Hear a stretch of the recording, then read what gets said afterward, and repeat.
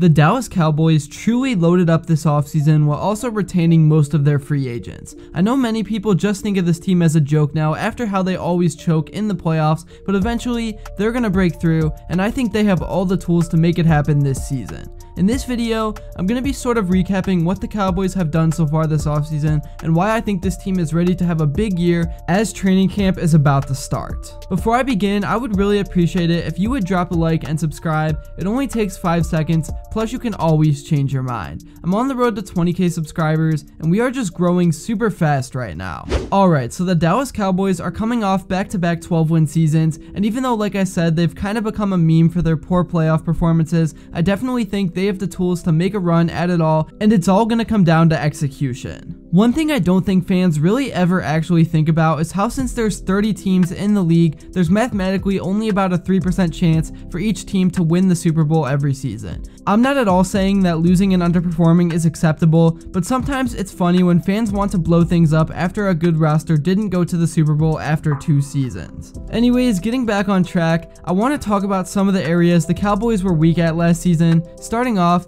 I definitely think the wide receiving core was pretty weak outside of Cedee Lamb, and Cedee isn't a very experienced guy yet. Also, the Cowboys' offensive line had lots of moving parts throughout the season due to injuries, and that really held them back. I really do think that Dallas did a pretty solid job of addressing their issues from last year, and Dak Prescott now has all the tools around him to have a bounce-back season, because if we're being completely real, he played well, but he did not perform to the best of his abilities. But he was also super unlucky at times and threw a lot of interceptions that were not even his fault. Kellen Moore's inconsistent play calling definitely didn't help things for the offense, and that combined with the poor receiving room was a big reason for their playoff choke. But Dak did throw 2 bad interceptions at the end of the 49ers game, and the Cowboys probably would have won if he was smarter, because the defense was so good in that game, and really they were good the whole season. And I think they have a chance to be one of the top defenses in the league again this season, which I will get into later. Anyways, getting back on track, now I want to talk about the acquisition of Brandin Cooks, because I haven't seen it getting talked about a lot on the national stage,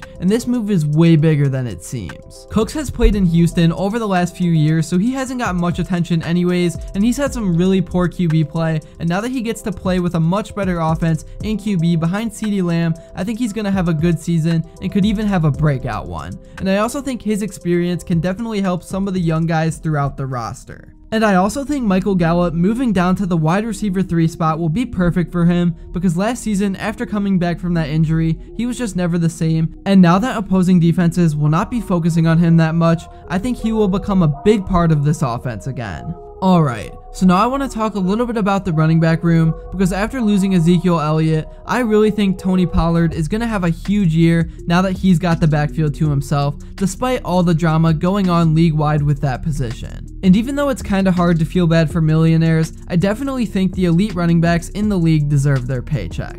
But yeah, I really think Pollard is going to have a breakout season, and that's not an uncommon opinion by any means. But really everything is going to come down to if the offensive line can stay healthy for the full season. Now moving on to the other side of the ball, I gotta talk about the defense, because as I mentioned earlier, they are elite. The most important thing that happened for this group this offseason was Dan Quinn deciding to stay over taking a head coaching job in which he could have easily gotten. But to him, chasing a Super Bowl was more important, which is what you love to see. Quinn is definitely a top 3 defensive mind in the league, and you could definitely make the case that he is the best. Anyways, the Cowboys defense mostly stayed the same, but they were able to make a few upgrades, and history shows that when groups stay together and have experience with each other, it usually works out great.